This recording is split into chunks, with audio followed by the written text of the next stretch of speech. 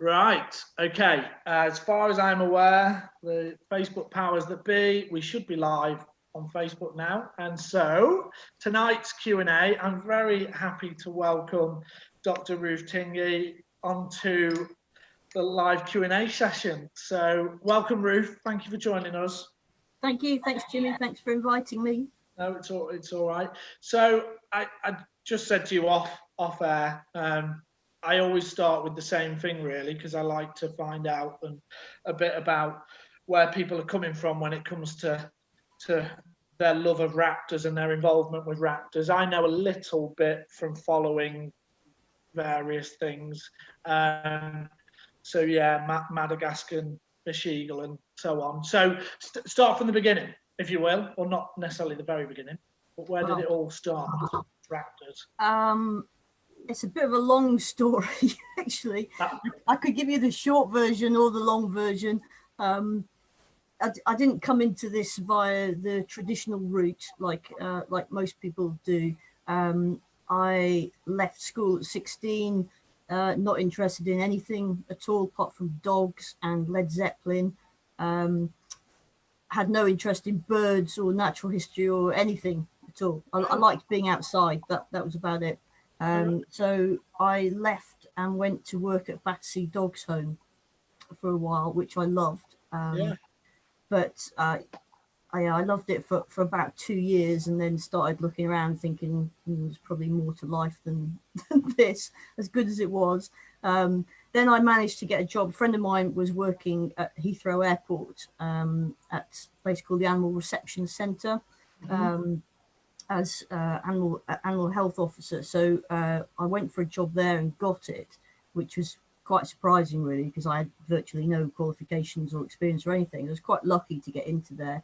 And I worked there for 7 years and just loved it. So part of the job was looking after people's pets that were transiting through Heathrow or they were being imported and coming into quarantine. That was part of the job.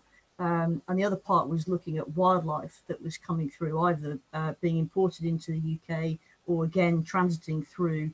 That kind of opened my eyes a lot to what was going on in the world. And for the first few years, I really enjoyed it because you never knew what consignment was coming in, what species was coming in, what you were going to have to handle. But, you know, as you get a bit older and you start thinking about things, you start realizing that these things have been caught in the wild and they're destined for the pet trade. Some of them coming in pretty grim conditions. And it became more difficult for me to be there and do that job. But what I really liked about the job more than anything was it was shift work. So that centre was open 24 hours a day. So it meant that we worked a 24-hour shift rota, and it meant I had a lot of free time during the day. And I'd started getting interested in conservation, mainly with a group called BTCV, British Trust for Conservation Volunteers. So I've been doing quite a bit of, just practical conservation work with them and learning a bit more and just having a bit of a good time, really. So that's where the raptor thing started. We were out in Windsor Great Park one day doing a bit of rhododendron bashing, and the person who'd organised that day had organised for this guy to come and talk to us at lunchtime. So this old bloke shuffled up, almost in a dirty Mac. His name's Ted Green. I don't know if you've heard of him. He's a bit of a legend. I don't know, but I like the sound of him already. So he'd worked at Windsor Great Park for decades. He's a veteran tree expert. That's his real thing. But he's also into birds. And he shuffled over to this clearing where we were all sat having lunch, and put his hand in the pocket of this Mac and pulled out a fistful of feathers. A bit of a magician, really. And he started talking about these feathers. He'd pick one up and he'd say, this is a barn owl feather, this is a buzzard's tail feather, this is a sparrowhawk's primary. And he said, I picked up all these feathers from the car park, from my way from the car park to here. Wow. And cool. Well, I believed him because I was gullible in those days. And and I'd never even heard of a sparrowhawk. I'm like, who is this guy, and what's he been seeing? How can he know about all these things that I've never even heard of? So he was really engaging, quite charismatic, as you can imagine. And I got talking to him afterwards, and he was talking about the sparrowhawk study that he'd been doing in Windsor Great Park for a couple of decades, really. And I said that I'd never seen one. And he said, well, you should come out with us, come out one weekend when we're off out. So I did that. I went out a few times with him and a couple of other guys that he was working with. Spent the day trudging through coniferous forest, seeing absolutely nothing apart from plucking posts and all the white spray that you get. And of course, they were explaining all these signs to me, and I was just amazed that you could tell all this stuff just by looking at the ground. And then one of those days, we were out, and I had my dog with me, and Ted's just suddenly grabbed hold of my arm. We were just walking through. He grabbed hold of my arm and said, "Hey, stand still, stand still." And above our heads on this branch, an oak branch, this female sparrowhawk had landed and was calling, and the male came in and did this prey delivery to her. And it was right there. It was right over our heads. And that was it for me. That was the first sighting of a sparrowhawk. And to see that behavior and have someone there who knew what was going on and could explain it to me, that was it. I was hooked. So I probably spent the next year, every day off that I had, I was out sparrowhawking in Windsor Great Park, looking for these things. And then it got to the stage with work at Heathrow where I thought, I don't really want to do this anymore. And an opportunity came up to take a sabbatical for a few months. So I went to Mauritius on a project with Raleigh International. If you know about them.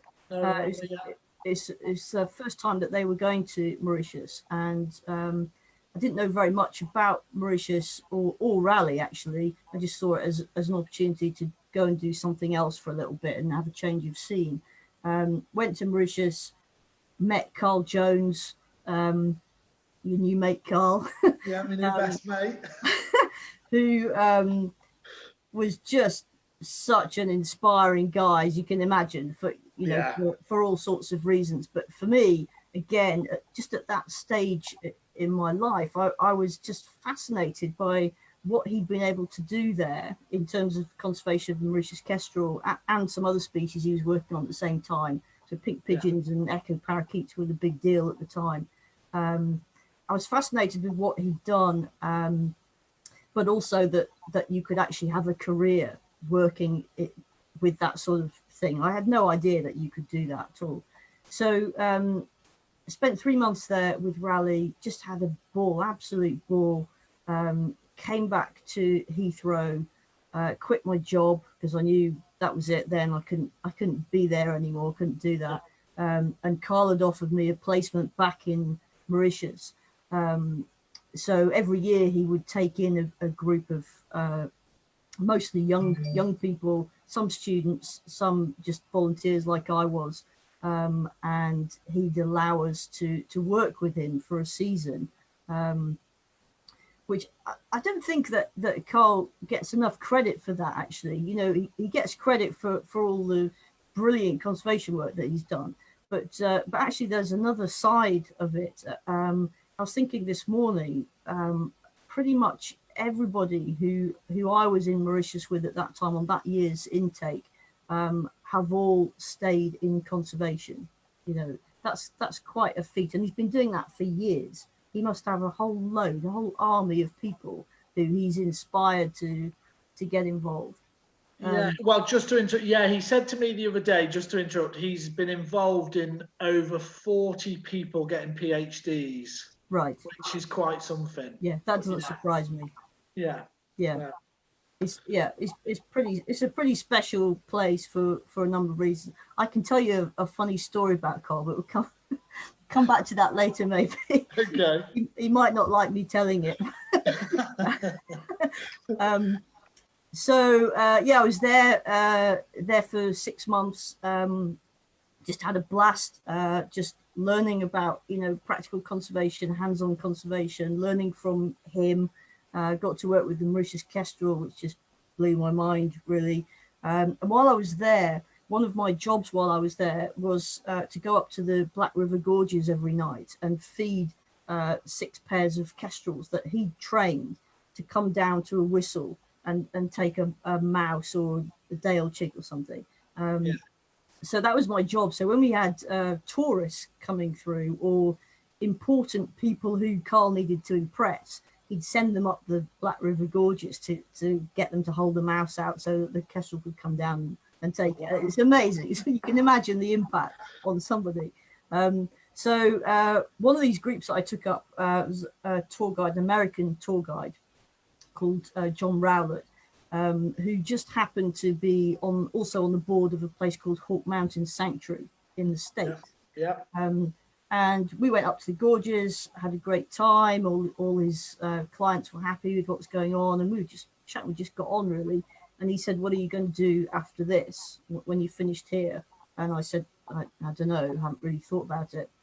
And he said, "You should think about applying to Hawk Mountain, because they have these internships that they offer every year, and people who are interested in raptor conservation can go there. You get all your accommodation, all your food, you get a stipend, they pay your airfare over there. It's just a brilliant experience." So I kind of said, yeah, whatever, thinking, you'd have to have some kind of degree at least to go there. I kind of put it out of my mind. But when he left, a couple of weeks later, he sent a fax through to Carl for the attention of me, and said, I've been in touch with the guys at Hawk Mountain. I see you haven't applied yet. You need to apply now. So I'm thinking, well, okay, there must be something in it if he's bothered to do that. Yeah. So I did apply and got accepted. I think probably because I'd come through Mauritius. So I went over to Hawk Mountain after Mauritius, did an internship there, which again was just mind-blowing for me. I got to work with a guy called Keith Bilstein, who was you know Keith? I don't know him, but I definitely know the name and books and papers and stuff. Really productive guy, but really good at personal development for people. He's really into that. So he had me doing some research on American kestrels, which was good fun, and just the whole ethos of Hawk Mountain Sanctuary.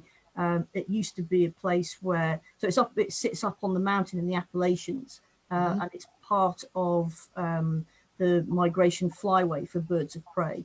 So back in, I think, 1920s, 1930s, people would go up onto the hillside and shoot the raptors that were coming through on migration. And there were some very famous photographs of a whole load of raptors that had been shot there, that were laid out on the side of the mountain, that made it into the New York Times, and it caused a bit of a stir. And somebody came along and bought the mountain and turned it into this sanctuary, and also turned it into this, I think they call it the school in the clouds. So the land is protected, but they've also got this really cool education department, not just for international interns, but also for local people as well. So it's a big attraction. So being there is just being immersed in the world of raptor conservation was a real eye-opener. And then Keith decided that the research that I'd done on the American kestrel, he decided it would be good for me to go to Raptor Research Foundation conference and present these findings, which just terrified me completely, because I had no experience of that, no real interest in it, to be honest. But he said, no, you should do it. It'd be good for you. So I did do it. And that was another door opening, another opportunity. Met some really, really important people who became very important to me later on. I just really enjoyed the whole raptor research community. It's a really small field, which I'm sure you're aware of. Yeah.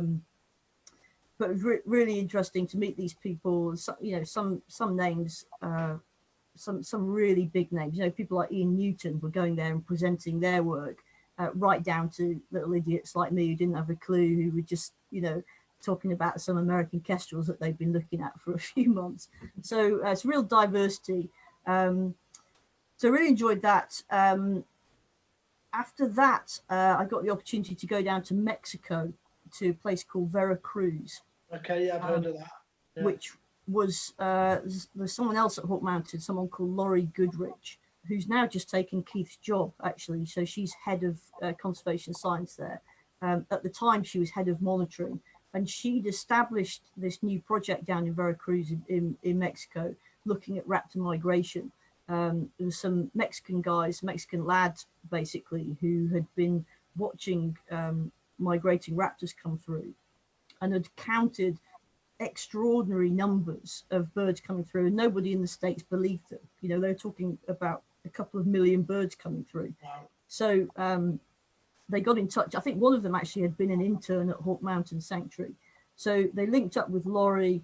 Laurie believed them, but said, okay, if we want the rest of the community to believe you, we're going to have to send some seasoned hawk watchers down from America to see what you're looking at. So I was really lucky to get onto that team, because I wasn't a seasoned hawk watcher at all, but I was interested in what they were doing. So I went down to Veracruz. Oh my God. I ended up doing 3 years there. Okay. It is just phenomenal. I mean, Veracruz itself, the watch site was a bit of a dump. It's in this, there were 2 watch sites. One of them was in this crap little town, and you'd stand up on the hotel roof. It's the tallest part in the town, and just count raptors. They call it the River of Raptors. Wow. And what happens is the birds are coming down. They're using the mountains to funnel through, and then they get out onto the plain, which is where our watch site was, and they're just coming out. The sky is full of raptors everywhere you look. So we'd be standing on this hotel roof. We'd have 2 teams of counters looking. You'd kind of split the sky, and we would scan. We'd start at like 6 in the morning, and we'd go through till 6 at night, and you're constantly scanning. And we had these clickers to try and keep count, because you've got your main species coming through, which are coming through in massive flocks. So Swainson's hawks and broadwing hawks and turkey vultures. And then you've got the individual migrants zipping through the middle. So you've got peregrines and merlins and osprey darting around. So you've got to try and keep track, and you're calling out. You've got a counter sitting at a table with a pen trying to keep track of what you're doing. And you start counting off in multiples of 1 when the birds are just starting to come through.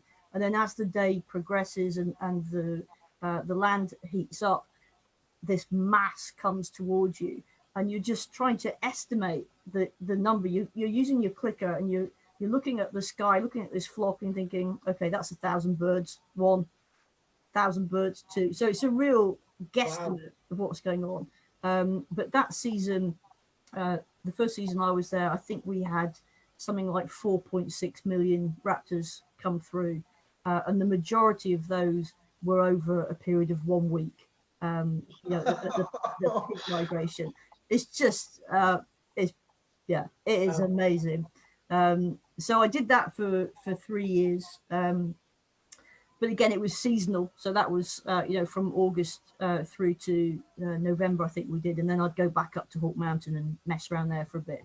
But then I was having a good time, and I thought, well, you know, kind of need to be thinking a bit more seriously, perhaps, about what I want to do.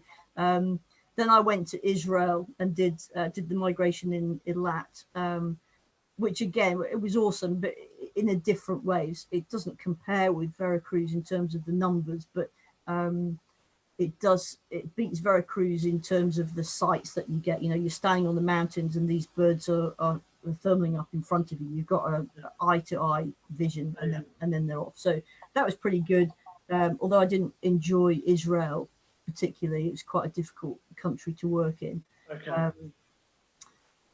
So by that point, I'd been going back to Raptor Research Foundation conferences, mainly to present on our work in Veracruz and try and get people to believe these numbers.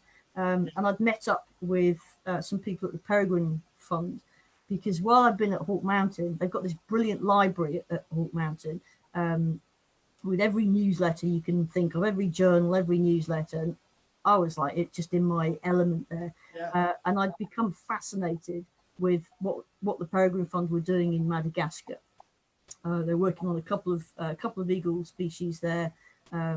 So to get the chance to meet the Peregrine Fund guys, who were the big deal, was incredible. And I'd got an interest in a kestrel species there. I had no interest in eagles as such at that point. I was interested in a kestrel called the banded kestrel, which doesn't look like a kestrel at all. Very little known about it, and I just thought it'd be really, really cool to go and look at it. And I'd read about Madagascar. Jerry Dorrell's books, particularly, had really got me thinking about it, and Carl as well, I guess. So I started pestering this guy called Rick Watson, who was director of African programs. I started pestering him at conferences, asking if I could go to Madagascar on the Peregrine Fund's money and look at the banded kestrel.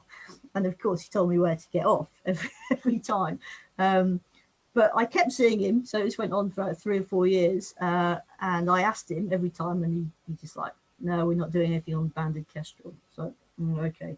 And then one year, I think it was a conference, I think it was a World Working Group conference, I don't think it was Raptor Research actually, in South Africa, 98 this would have been.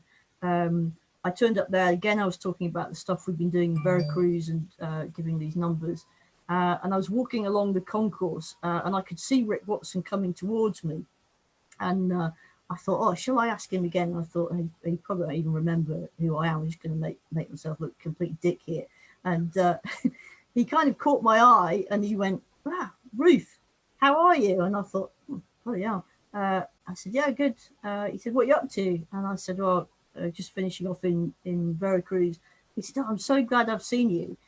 We've got this project in Madagascar on the Madagascar fish eagle, and we're looking for someone to come out and do some stuff. Will you be interested? Are you kidding me? But I said my immediate reaction was, well, I don't know anything about Madagascar fish eagle. I don't know anything about eagles at all. You're probably asking the wrong person. And he said, no. He said, I'm asking the right person. He said, I know that you've been persistent in asking to go to Madagascar. And he said, what you don't know is that's how I filter people out. You might get somebody asking once and then they'll clear off and you never hear from them again. But if you've got someone who's continually asking you, then there's a pretty good chance that they really want to do it and they'll do a reasonable job. So I said, well, yeah, if you're willing to take a chance on me, then of course I'd bloody love to go to Madagascar. He said there's one condition. Well, okay, here we go. He said you have to be enrolled in a degree program. And I said, well, that might be difficult because I think he said a postgraduate degree. Okay. I said I don't have a degree, so yeah, that might be problematic. And he said, well, how badly do you want to go to Madagascar? He said, if you want to go there, you'll work something out. He said, just get in touch with me when you've worked it out. So I did. I came back to the UK. Thought about how I could do it, knew that I didn't want to do an undergrad degree, and I just thought I'd be bored stupid doing it. And managed to talk my way onto a master's degree at Nottingham. Mm-hmm. And again, it comes down to somebody being there prepared to give me a chance. There's a guy called Roy Haynes-Young who was running this master's program. And he said, look, you don't have the academic credentials that we normally ask for, but you've got a hell of a lot of field experience. We'll let you on. All you've got to do is get a minimum of 50% in every single exam, and you'll be fine. You know, you'll do it. So so I did. I went there. I went to Nottingham, did a master's degree, which I really enjoyed. Actually, that surprised the hell out of me, because previously academia had held no interest to me at all. Yeah. But that particular year, on that particular course, there were a number of mature students who were in the same position as I was. Really supportive crowd, and to be fair, the kids who were on that course as well, who just come through their undergrad degree, were also really supportive. It was a great group, and I worked my arse off to try and keep up. You know, I was there every night at 10, 11 at night, every bloody weekend. There's sad me sitting in the common room, trying to learn how to type and all sorts of stuff. But I really enjoyed it. The Nottingham staff were great. And for my dissertation, I was off to Madagascar to look at these fish eagles. So I was happy. So managed to get through the course, went off to Madagascar, was there for 5 months field work, which was everything that I'd expected it to be and more. Came back to the UK, came back to Nottingham, and they'd given me an extension to finish writing up because my fieldwork season had been so long. So I was sitting in there one day, sitting in the university writing up this thesis, and someone came along, one of the staff members, and said, "What are you doing after you've finished this?" And I said, "Well, I don't know, I haven't really thought that far." And she said, "You should apply for a PhD scholarship. You can do it on whatever subject you like." I'm like, "Nah, I don't think PhD's for me, really." But she was insistent again, and said, "No, seriously, you can do it on whatever you like." So I got back in touch with Rick Watson at P Fund and said, "You know, they're offering me this. What do you think? Shall I go back to Madagascar and do some more stuff on the fish eel?" Because the stuff that I'd done on the masters was had just thrown up more questions, you know, as research always does. So Rick was really pleased. He's like, "Yeah, if they're going to pay you to go, pay your tuition and everything, we'll host you on our project." So yeah, I did that. Went back to Madagascar for the next 3 years, which was interesting in lots of different ways. Came back, and I was back at Hawke Mountain writing up. I was doing another internship. It was like a postgrad internship there.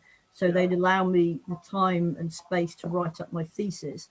And in return, I'd do some training for their latest bunch of interns. And while I was there, somebody came through who was working with eagles in Scotland and said, "What are you doing after this?" And I said, "Well, I don't know, just trying to finish my thesis." And he said, "Well, yeah, would you like to come and do some work with us in Scotland?" And I had to think about it, really, because up until that point, I deliberately avoided working in the UK because I'd assumed that there wasn't much work to do in the UK, and I thought anything that was going on would be covered by somebody like the RSPB. So I deliberately chosen to work overseas. Prior to that, I'd done some work I'd started doing some work in Cambodia by that stage. Again, because I knew it was an area, as a country where there's very little research being done and very little known about some of the species there. So working in Scotland hadn't appealed at that point, but by then I'd worked abroad for so long, I was kind of getting to the stage where I thought, well, actually, I'd quite like to get a bit more settled in a way. So I thought, yeah, okay, I'll try Scotland. So I went to Scotland, did a couple of years doing wind farm monitoring, which just bored me to tears. Mostly. There's some of it was good, but a lot of it was just drudgery. There's no thinking involved really. It's just, you know, go and sit there for 3 hours and record what you're seeing, which is all right when you've never been to a place before. But when you're doing that for, you know, 5 months straight, you don't know anybody there. It got a bit boring really. So I applied for a job at the RSPB Investigations Unit actually while I was working in Scotland, and I had one day off. And I remember I got an interview for this job, and I had to drive from the Isle of Skye overnight, drove down to Newcastle. Right, yeah. Had a day-long interview with the investigations team. It was the most grueling interview I've ever had. Not that I've had many interviews. Most things have just kind of happened, but it was a really tough interview. And then I had to drive all the way back to Skye to go back to work the next day. So I was absolutely knackered, and I didn't get the job either. So I was a bit gutted at the time, although now, knowing what I know, I'm pretty pleased that I didn't get it, because I don't think I could have worked within the constraints of the RSPB. But I didn't know that at the time. But then the people I was working for, it's a group called Raptor Research. They had the commercial arm, which is where I was working, and they kind of knew that I was looking to go. So they said, well, okay, we've got the research arm. Do you want to come and do some stuff in there instead? So I did that for a few years, did some really good stuff, working with golden eagles. We were looking at collecting DNA, and goshawks and white-tailed eagles, as well as a bit of other stuff. So I enjoyed that, and that brought me into contact with the Scottish Raptor Study Group people, and I started learning a lot more about persecution and what was going on. I was pretty horrified actually to learn about the extent of it, but more so that I didn't know about it. You know, here's me working in raptor conservation, and I was completely unaware of the state of things in Scotland and also in England, of course. So I left that job in 2010, took off to Mongolia, because I had something going on with Pallas's fish eagles over there. Okay, yeah, cool. That was brilliant. Spent 5-6 months driving across Mongolia with this madman looking for Pallas's fish eagles, which is great fun. And then really kind of wanted to do something about this persecution thing. It was in my head, and I couldn't let it go. And that's where the blog started. Brilliant. That was the long version. Sorry. No, it's all right. I just, if you don't mind, share what sort of, just a bit of context. What sort of age were you when you sort of went into like the masters, for instance? The reason I ask is because I get asked, Ruth, all the time, and one of the things why that was absolutely perfect then is I get asked all the time by not just academics, people who are like my age and older, who want to change, and they want to completely flip things and go into conservation or that sort of thing. So what, because obviously you didn't do that straight from school, what sort of ages were you working at? I was probably about 30, 31 maybe when I went to do the masters, so quite old then. But as I said, there were a number of mature students on that particular course. And I think a lot of universities encourage mature students because it's more funding for them. And mature students bring something different to the party. You know, we might not have we certainly don't have all the academic skills or understand how to write an essay or something like that, but we have other skills, just life skills really, about organization and perspective and things like that. And if you get the right group together, and if you've got a good team of staff there encouraging you, then I think people can do pretty well, you know. But you've got to be prepared to work hard, I think. Yeah, absolutely. Well, I mean, it's the same with me. Is I was crap at school. I was terrible at school. I'd rather out of school than in school. And yeah, I did a math. Haven't done an undergrad, and I did a master's 2 years ago at Exeter. Loved every minute of it. But it's funny you say before about getting into it, because I remember my younger brother is the brainy one of the family. Went to private school. He's a doctor, doctor. He's done his PhD, all that stuff. He's the favourite son. Not that I'm bitter, but anyway. And I never forget ringing Steve, because he was a massive support to me through my masters through the year. And I said, Steve, I've got onto the masters at Exeter, and he went, yeah, you will do, because they'll just take your money and fail you. I was like, okay, cheers, Steve. Okay, so yeah, but I loved it. So I was it sort of rings true with me. I didn't hit this until late in terms of education, and I love it. And so it's nice to hear your story, for hopefully for people that are later on or thinking of flipping things and and changing things up. So yeah, I don't think age shouldn't be a barrier at all. A lot of people see it as a barrier, but why the hell should it be? Yeah, if you want to do something, you just go and do it. Cool. So before we go, so obviously as well, I've got I think it's a fair achievement as well. Before we go on to the blog, which you've quite nicely got onto, Raptor Research Foundation. That I can't remember the words you used when you compared yourself to Ian Newton. But anyway, you became the president of the Raptor Research Foundation, didn't you? That's not a mistake. I didn't make that up, did I? You didn't make that up, but it's not really an achievement as such. What you find, Jimmy, as you get older, is that people are reluctant to do things, and they push. They'll push things your way because they think, oh, there's a doer. They'll have a go at it.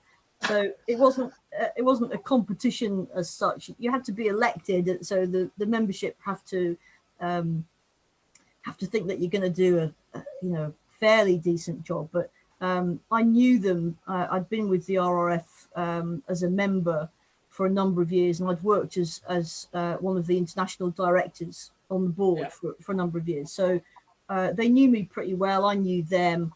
I think it was just time for a change. So when I was elected, I was the first female president that they've ever had, which was a big deal to them. It shouldn't have been. Gender shouldn't be an issue at all, but it was. But more importantly, I was the first overseas president that they'd had, because RRF had started in the States. It's still to this day dominated by members in the States. But gradually, one of the things that I was interested in when I became a director was making it a more international, making it more representative for international members, because the international members were there, but it was quite difficult for them to get to every conference in the States every year, So one of the things I'd worked on as a director was to try and broaden it out. So we had our first international annual conference was in Scotland in 2009, which I'd organised with a team of guys from Scotland. And it was a big deal for the organisation, because my idea for the society was to have an international conference quite regularly, not once every 20 years, but once every 5 years or something. So the Scotland conference was a bit of a test case, really. Can people cope with it? The beauty of Scotland was that the language was almost similar to the States. Customs were almost similar, you know what I mean. People could cope with it. It wasn't too challenging for them. And of course, the scenery, people going to Scotland. We had this conference in what looked like a castle. So for the Americans, they just loved that. We had a brilliant organising team who just made it work. And we had, in the end, we had 300 delegates coming in from about 30 countries around the world. And it was just brilliant. So I think from there, the society thought, maybe we can do this again. and since then they've had an annual conference in Argentina, which I went to a few years ago. Again, it was brilliantly organised, really good.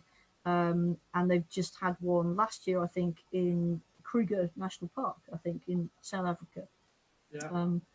So yeah, that was the idea of my. That's why I was interested in the RF, not just because of the science that they do and the opportunity to network with all these fantastic raptor biologists from all around the world, and that in itself is worth the membership. But just to try and draw them out of the States a little bit, and it's getting there. It's slow, but it's getting there. Good. No, that's. Yeah. Are you a member? I was actually a member when you were president. That's why I know about it. But I'm one of them people. I have let it lapse. So yeah. I used to love getting the glossy journal and all that. But yeah, now you've shamed me live. I'm gonna. I don't think I'm a member anymore either. I think my member. I definitely was because but like you say, it was because they used to. I always remember. I think they've still got it, haven't they? They've got I forget. I know the acronyms ECCR, the early careers. Early career Raptor or something. Yeah, that I remember, and I remember thinking that's brilliant. What a great idea that is. Yeah. But it was very, like you say, it was very American centric sort of. Yeah. Because it was driven, and I thought that would be a wonderful thing for something in the UK. And actually, it probably leads me talking about that. I can't forget about the questions. Someone's asked. Well, Al's asked two questions. One, he's asked about best. Who do I get in touch with if I wanted to get involved in a migratory count? Well, I know I'll answer one bit, is that they go on in Europe, like the Batumi Raptor count, and a good place is Bird Fair. I know it's not on this year, but if you go to Bird Fair, there's normally a couple of Raptor migration count watch points there. What about America? How easy is it for someone from the UK, Ruth, now? Is it? Oh, it's dead easy. I would go onto the Hawkwatch website. Hawkwatch is an American charity that specializes in raptor migration watch sites throughout the US. So they're interested in the data for generating scientific reports and stuff, but they host volunteers. Their watch sites are all pretty well run and established. They've been running for years. Yeah. So it's very easy. And he's also asked, it sounds like you have been in the you have to be in the industry to get the next step. Certainly seems to fit with my experience, but having now been out of the circles for nearly a decade, what suggestions would you have to maybe have a chance to get involved again? Go on, I'll let you. Well, I don't think you should see it as a closed door at all. My experience has been, I think I mentioned earlier, I've been really, really lucky to have been given opportunities by a number of people. And I think the key thing is to take those opportunities when you see them. So, yeah, most of the things that I've done have come about because I've known somebody, I've been working with them on something, and they know someone else who's looking for somebody to come and join that project. So it's just a question of getting yourself back in there, doing some voluntary work if that's what you want to do, or whatever. I don't think I'd be surprised if you were turned away, especially if you've got prior experience. I'd be really surprised if you were turned away, and if you are turned away, it's probably not someone you want to work with anyway. Yeah. So just go and try somewhere else. Yeah, and I mean, one of the things I found, well, it's been reinforced. I already knew it, but from doing these interviews, it's emailing some of them that I've never spoke to before. So we had Dr. Darcy Agada on from, the Peregrine Fund, and she's wonderful. I'd never spoke to her before, and she's just sent me another email today. Just, oh, Jimmy, I thought you might be interested to read this, and so many people. Carl Jones, I spoke to him for 2 hours, as I said to you on the phone, about owls and signaling and all sorts of crazy stuff that Carl's into. And it is, I think people need to realize that a lot of these people you might hold in high esteem, some people, they're just happy to share stuff. I'm a bit of a weirdo, and I like chucking the odd email out because I've read someone's book and I think it's wonderful. So I tell them and ask them a question, and I find most raptor biologists, whatever you want to title them, are more than happy to share their passion with people. So yeah, I'd agree. Mike Price, Mike, you said hi. Hi, Mike. So yeah, I'll get back out there. Get back out there. Right, blog time. Let's talk, because I followed the blog for a long time. It's wonderful. It started off as Raptor Persecution Scotland. Is that correct? Yep. And now it's Raptor Persecution UK. Yep. Correct. So the blog, it's for me, it's wonderful. One of the things I struggle with, Ruth, is getting my head around the information and the effort that goes into running it. So you can touch on that if you want. But yeah, you don't necessarily have to start from the beginning, but because you've mentioned how the blog came about in terms of, people didn't know, you weren't aware of raptor persecution, and sadly the fact that it is a big problem. Logan says hi too, as well, Logan Steele. So that's obviously where the blog came about, but it has turned into one hell of a beast. And I mean that in the nicest way, in a positive way, hasn't it? So did you ever expect it to become what it has? I don't think I had any real ambition for it in that sense. I mean, it's 10 years old this year, and when it started, I didn't envision still doing it 10 years on. I was probably very naive about how things work and how things are, and I was naive to the extent of what goes on anyway. So over the years, I've become more and more cynical by it. I think that's understandable. But no, I didn't expect it to be where it's at, and I'm pretty pleased with where it's at. I thought it would have been closed down a long time ago by people who really don't like it at all. Yeah. But so far, touch wood, it hasn't been closed down. I'm pretty careful about what I write. I have to be, because I think I know that there are some people who monitor what's written on the blog, and they're just looking for an opportunity to sue me, or have the blog taken off. So that's one reason to be careful. But also, I don't want to be libelous. I don't want to accuse somebody of something they haven't done. So that really, more than anything, that takes the time. That's what takes the time. You know what you want to write. You know what the story is, or what the subject is, or what the hook is. But it's just getting the words right, so that some clever defense lawyer can't pick it up and say, well, you've just defamed X, Y, and Z. We're going to sue your ass off. And it also, another added, and correct me if I'm wrong, and I suppose another added workload for it is the comments, because I followed the blog, and obviously people are allowed to comment on the bottom, and people can write whatever they want, and that is part of the blog in many ways. So you've got that headache as well to deal with. So. Yeah, it's not really a headache. It's brilliant that people want to engage with it. And I get a lot from those comments. A lot of the time people will say things that I've never even considered, or they'll have different knowledge to me, different expertise. So it's really good in that sense. Sometimes it can be difficult when people just don't think about the libel issues.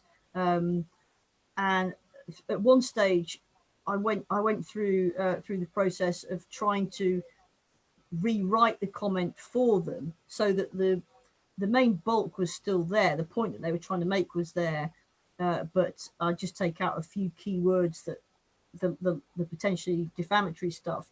But that got too onerous, and now I just delete and just put crosses in because Yeah. I don't have the time to Yeah, sit and yeah. but I think most people get that now. And I try to be, I mean, there are some comments that get through. I don't think that they're libelous as such, in as much as they're libeling a named individual. Some people will write disparagingly about a group or a particular community. Yeah. But I think that's fair comment in response to what they're seeing on the blog. So I'm not going to delete that unless it's offensive. You know. So the blog's gone, obviously. You're heavily involved. Am I allowed to say that in the world of conflict and raptor persecution and sharing it with people and understanding it and trying to not just doing that now. It's not just sharing it with people and understanding it. Is now making change and changing things. I mean, I don't even. Maybe I should have thought about this before we started this, but I don't even know where to start with raptor persecution in the UK because it's going on in increasing. Well, yeah, increasingly. It's a great example of this is the other day there was a press release, wasn't there, about a peregrine, a buzzard, and another peregrine. Potentially, as far as I was told, and that came directly to me from the police officer because through and I forwarded it on to our told them who to speak to, but that's a weekly thing, isn't it? It's not a yearly thing. It's not a quarterly. You know, raptor persecution is taking place, and I think for me, what a lot of people don't understand and you wouldn't expect them to, but when you speak to people like yourself or raptor people who work in the field, it is an ongoing thing. This isn't just a once in a blue moon issue that we're facing in this country, and that's the hard thing I can't understand is getting people to understand it and having to wade through all the crap that is put in the way. So how do you? I can't even think of the question to ask you because it's such a broad subject in the UK. How is it gonna? Are we gonna get around this? Are we gonna get past this? I think is one of the things a lot of people want to know that haven't got a direct interest in raptor persecution. What's the answer in your eyes? In my mind or in my experience, I think that yes, we'll get to a stage where raptor persecution is diminished considerably. I don't think we'll ever get to the stage where you'll eradicate it. Certainly not in my lifetime, but I expect to see changes. If it's quite hard. It's quite hard to keep perspective sometimes, especially if you've got a flurry of news stories coming in one after the other, and you just think, "Oh Christ, this is just relentless. Are we getting anywhere here at all?" But you have to kind of stop and take stock. And Mark Avery is very good at doing this. I'll get on the phone to Mark and say, what the fuck, what have we got to do? And he'll say, well, just look back to where we were 10 years ago when we really started to push this. Very little was known. I mean, the RSPB knew all about it. They've been working on this for a long time, but they didn't have the social media at the time. It's very difficult to get that information out. They would write hard copy reports, but unless you kind of went looking for that information, you wouldn't know about it. And I think with the explosion of social media and blogs like mine, blogs like Mark's, the creation of all these new groups in the field who are all talking to each other on social media, I think we have come a long way. Mark always talks about the press. He said, look at the press around the 12th of August. 10 years ago, all you'd have seen would be, you know, it's the glorious 12. We're all off up north on our jollies to shoot some grouse. Isn't this all great? You look at it now, and you'd be lucky to find a story that is just so one-sided that the press are having to report the other side of it now. And we've all done that. We've all managed to achieve that in a 10-year period. It seems like 10 years does seem a long time, and you know, in relation to our own lifetimes, yeah, it is a long time, but in the big scheme of things, it's nothing, you know. So yeah, you've got to keep perspective. I think you've got to be optimistic in some ways, although optimism is quite hard thing to maintain when you're inundated with this stuff day in, day out. But I do believe that we're getting somewhere. Scotland is just teetering on the edge. I think the Scottish government has been backed into a corner so far now that what's going to happen this year will be really interesting. Really interesting. I think Westminster, you know, as you know, is way behind. Way behind, yeah. But if we see movement in Scotland, which I think we have to see, I don't think that they can kick this into the long grass anymore. If there's movement in Scotland, it will follow that there'll be movement in Westminster eventually. It won't be a quick thing because it's not, you know, it's not a quick game. It's a long game that we're playing here, but I do feel like we're making progress.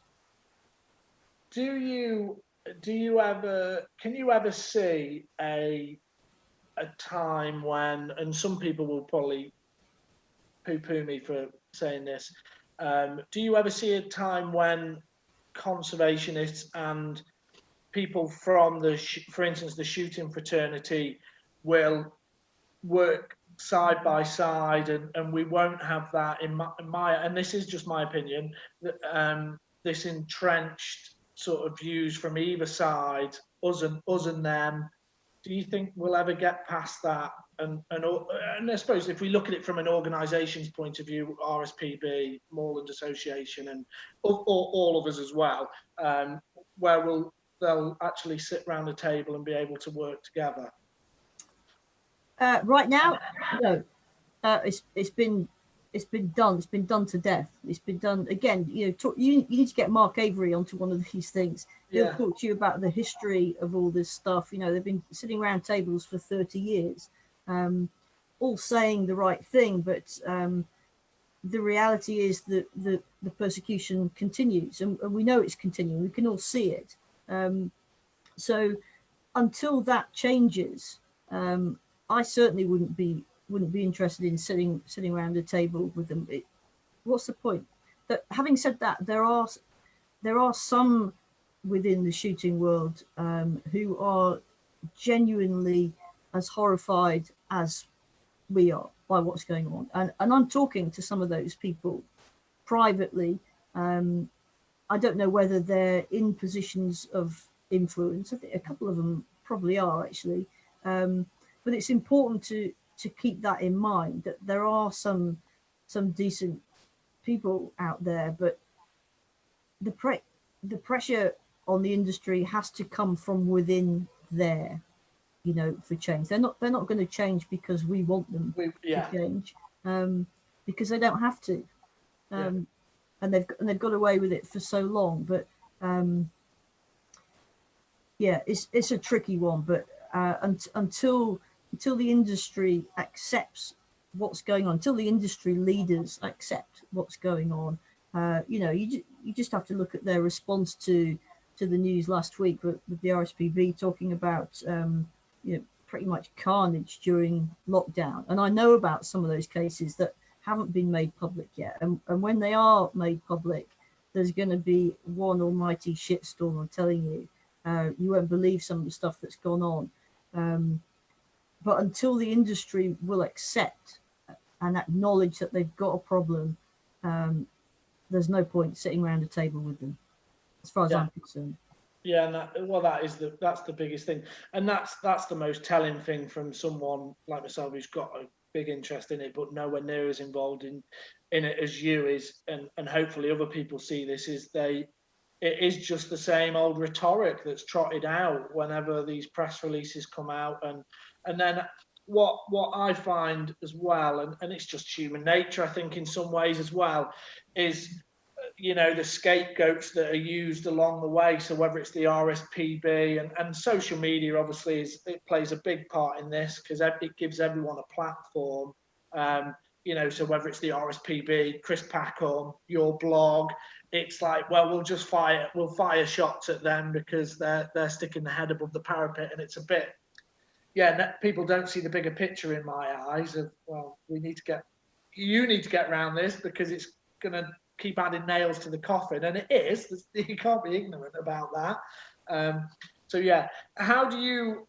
A question that comes up in my head, and I hope you don't mind me asking this: how do you deal with the sort of the bad side of things, the hate, anything like that?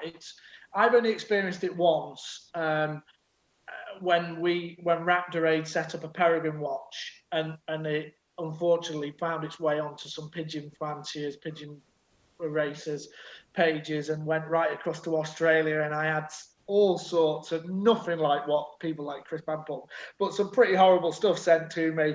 And probably because I'm a bit of a weirdo, I just me and my wife sat there laughing about it overnight, and she laughed more than me, actually. I don't know whether that means she agrees with them. But how do we get around that sort of thing and deal with it? Thick-skinned? Yes, to a point, you have to be thick-skinned, but there comes a point where what's going on is completely unacceptable. And I've actually got something going on at the moment, an investigation with the police over two individuals in particular who, I probably shouldn't say too much about it, but it's an investigation into harassment. So yeah, I think again, it's all about keeping perspective on it. You expect to be criticised, and why shouldn't you be criticised? It's absolutely fine. Everyone's entitled to their view on what's going on, and it's actually healthy to be criticised because people have valid points. It's when it becomes personally abusive,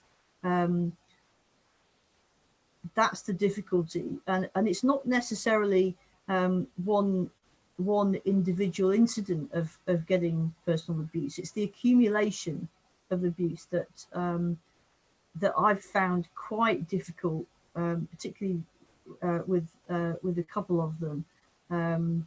That's hard, but most of it, you just have to see it for what it is. That it's just a way. It means that you're having an impact. You're doing something right.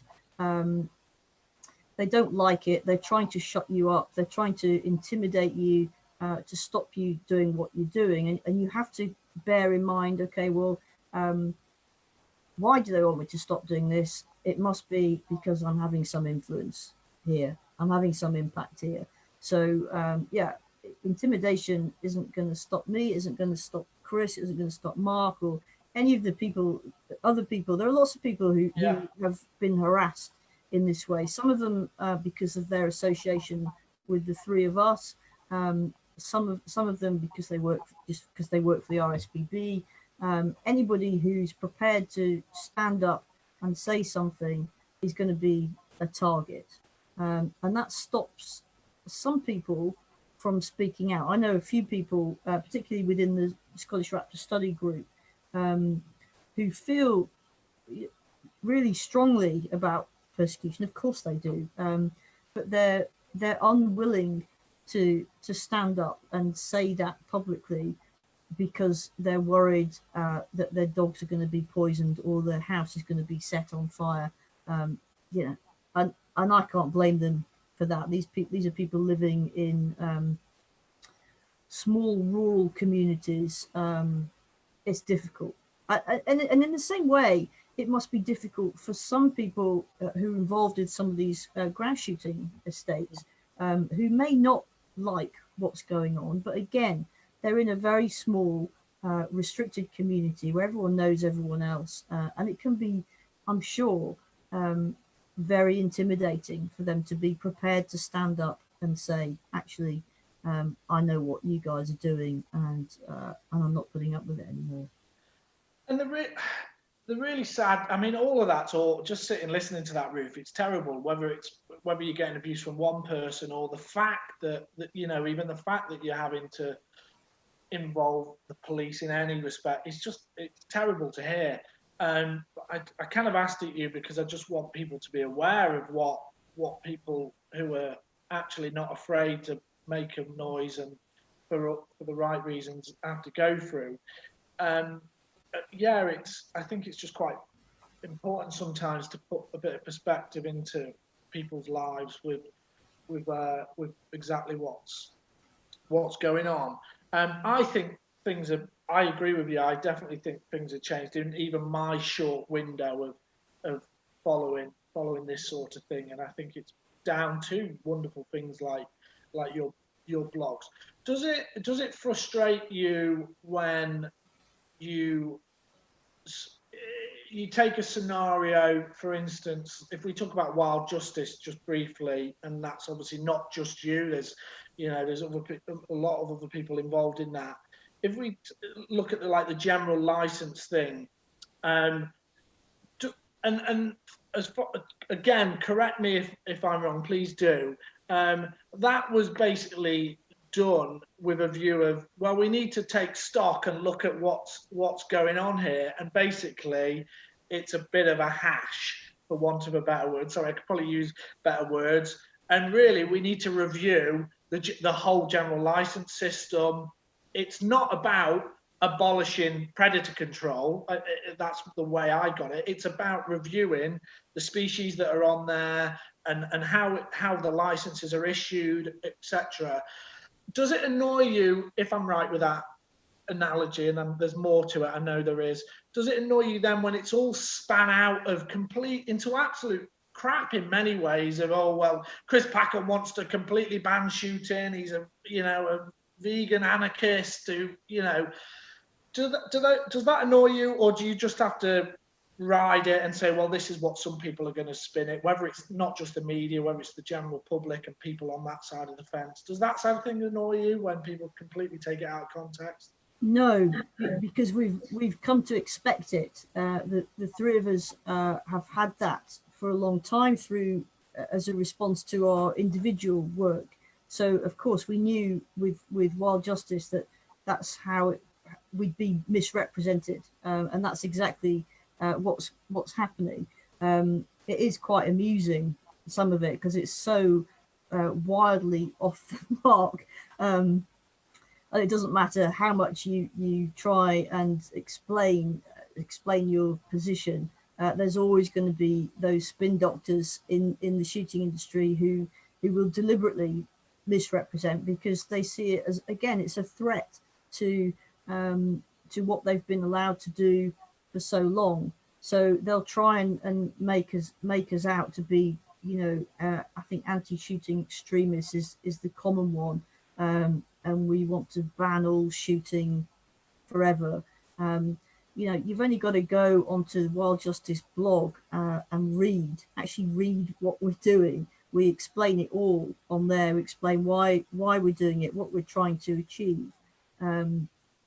Those people who are interested enough will do that, and that's why we write that blog, so that here's our explanation for what we're doing. And those who don't want to read it or don't want to know, fine, let them kick off. Again, it's not going to stop us doing what we're doing. We can only do what we do with Wild Justice because we have public support. Our funding model is everything we do is crowdfunded. We don't have big grants coming in from anywhere. We don't have massive individual funders. We have people who are prepared to stick their hand in their pocket and give us 20 quid, 30 quid, whatever, to fund a particular legal challenge.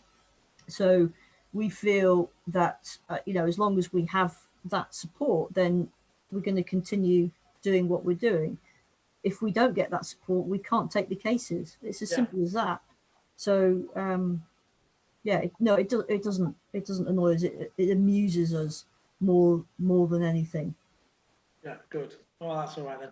I suppose it annoys.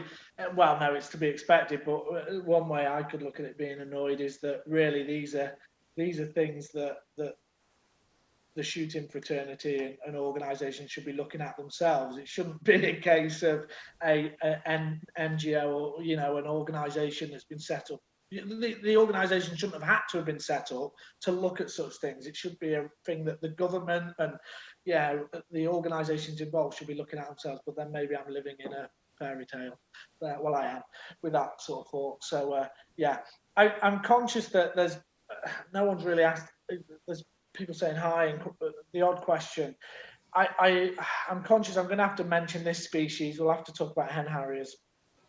Because I know someone will say, "Oh, why didn't you talk about hen harriers?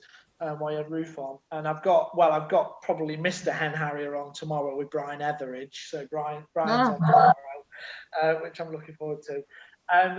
The brood meddling is just. Am I right in? Did I see on Twitter? I didn't read it. Unfortunately, I didn't have time. But brood meddling's just been licensed again for.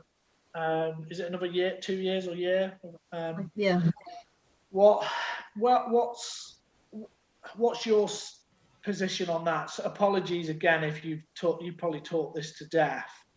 I'd have thought that what we've seen in the first license that was issued, it's a bit of a pig's ear. What if you take away whether brood meddling works or not, and the fact that you're pandering to the shooting estates, just.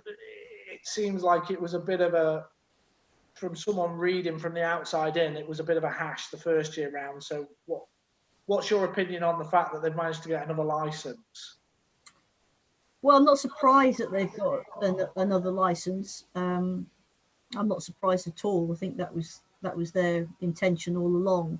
The only disappointing thing I think at the moment is that the appeal, the legal challenge appeal that Mark Avery and the RSPB are doing has been delayed.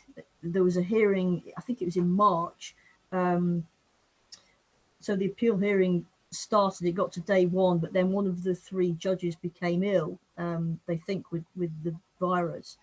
So the court was closed, and I think we're all now waiting to hear when there's going to be another date given, whether that's going to be through video conferencing or an actual day in court again. But it's come too late really for this season. I don't want to say too much about brood meddling at the moment because I've got a blog coming. With some very interesting information, some new information about what they're doing.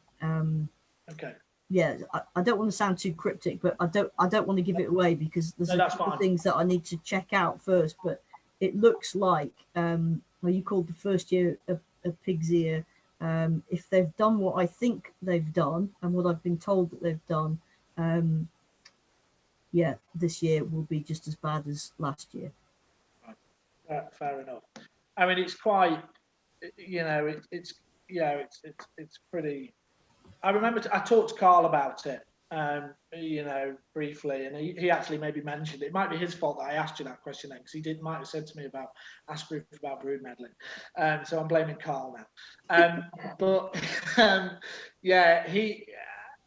he said, he goes, because obviously the way Carl works and extensively with reintroductions and he said the theory works, but actually putting it into practice and making it work for the situation, he said is way off the mark, which is well, there's a number of things that are wrong with it. I mean, it's just bonkers. Yes, in theory it could work. And yes, in theory, they did manage to take chicks and raise them in captivity. You've got Mima Parry-Jones. Of course, she's going to do a good job. That's what she does. And they were able to release those birds again. And in some people's eyes, that's job done, you know. But of course, the proof of the pudding is what happens to those young birds when you release them. And we don't really know because the tags they're using are a little bit off. But something that I read quite recently, the scientific review committee for that project wrote a report which I FOI'd. It took me a while to get it off Natural England. Surprise, surprise. And I will be publishing that on the blog at some point. But one of the guys on the scientific advisory committee, I won't say who it was, but he's a top guy. I mean, he's big in conservation. He knows his stuff. He probably knows, I'm sure he knows, he will know Carl for sure. Yeah, of course he knows Carl. His point, when he was just looking at the scientific justification of this trial, was if brood meddling is designed to increase the population of hen harriers, which is what the grouse shooting industry keep telling us, that's the point, they want to see more hen harriers. He said if brood meddling, if the main aim is to do that, why are you only taking one clutch of eggs or one brood of chicks from that nest? If you want to increase the population, you do what Carl Jones would do, take the eggs early on, knowing full well that those birds will relay. You get a double clutch. And I thought that was a really interesting question to be posed to Natural England. I think the response back was something ridiculous, like, oh well, it's just the first year, we're taking it steady, you know, step by step, we'll just do one nest this year. But I think that's a point that I will come back to on the blog, because if this is a genuine conservation project, which of course it bloody isn't, we all know it isn't, but that's how it's being portrayed. Then yeah, you would be taking those eggs a lot earlier and letting those birds relay and taking them again. Yeah, well, yeah, absolutely. And like you say, the proof will be in the pudding with this. Whether it's actually a conservation, well, it's not. But of course it isn't. Everybody knows it isn't. Yeah. One of the things that popped up, I think today actually, and well, not necessarily today, but over the last week, with all this news breaking, someone's mentioned it in the comments before, and I can't be bothered to scroll down now. Apologies. Was about, obviously, one of the questions we got asked in previous blogs was about the fact that COVID-19, the lockdown, is this going to have a negative impact on birds of prey and obviously the rise in illegal persecution? We know the answer to that now, and we knew the answer to it. I know people discussing it with people, you know, based on foot and mouth, previous things that have gone on. How do we get round this, where the certain organisations that don't agree with the fact that persecution has risen are saying such things like, well, the populations of raptors have never been healthier in this country. It's a boom in raptors. How do we get round this fact, apart from the obvious of, well, science proves them wrong, and maybe that is the answer. How do we get round to the general public that aren't going to read all the studies and necessarily the reports that maybe RSPB produce? How do we get past this continuous use of misscience, or whatever the correct word is? Yeah, I saw that. I think it was GWCT who had said to come out with something ridiculous like the UK raptor population is booming, and there's over 250,000 of them. Yeah, I think it was like 250,000 or something like that. Yeah. As if you can discuss all these different species of raptors as one, you know. Yeah. It's just spin. How do you get around that? You have to lay out the science. There's no getting around that at all, and you just have to keep saying it. But really, for those sorts of conversations, it's not the public that you need to convince; it's the politicians. that you need to convince. And certainly in Scotland, the politicians get that. They can see the spin. They understand the science. They're smart enough to ask the scientists what's going on, and they'll read the scientific report. So they're under no illusion what's going on. Westminster MPs, the ones that I'm aware of,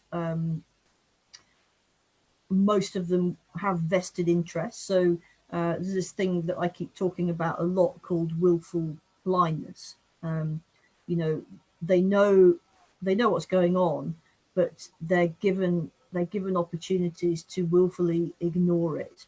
And when you see stuff from GWCT, who are supposed to be, you know, science-based charity, just coming out with absolute guff about the UK raptor population is booming. It's just meaningless. It's absolutely meaningless. But it does allow those MPs who don't want to engage with a let out.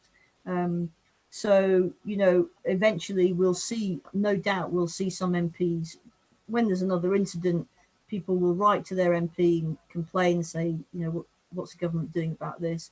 And we'll see those staged responses that have been provided by those in the shooting industry. And I've no doubt that we'll see this phrase, you know, the UK raptor population is booming. And then it'll be up to us to kind of rip that to shreds and say, you know, that's meaningless drivel. What are you talking about? But you're right, it's a pantomime. And we go around in circles with it. And it's like I said before, you know, until the industry is prepared to accept that there's an issue there, acknowledge that there's an issue, and understand that they're in a position to do something about it, importantly, then they're just going to keep coming up against flack from people like us, because we're going to be relentless. We're not going to just let them get away with that. So, you know, if it means doing this for another 10 years, then that's what we'll do. Brilliant. That is a bloody good note to finish on. We've done nearly an hour and a half. I think we've been the longest one so far, and I'm conscious I don't want to keep you too long, Ruth. I've got a mojito to finish. Well, I finished my beer, so I'm spitting feathers at the moment. No, that's well, yeah. It's we just don't stop there, do we? Which is the no. You can't stop. You've just got to keep going. Brilliant. Right, Ruth. I will. I'll leave you in peace. I won't keep you any longer. Thank you very much for taking time to talk to me and everyone. I think a few people have tuned in. Thanks, thank you very much, Ruth. I will. Thanks a lot. Well, tomorrow, anyone tuning in, if you enjoyed this tonight, we've got Brian Etheridge on tomorrow. So yeah, he's a good one as well. So yeah, right. Take care, everyone. Enjoy the sunshine.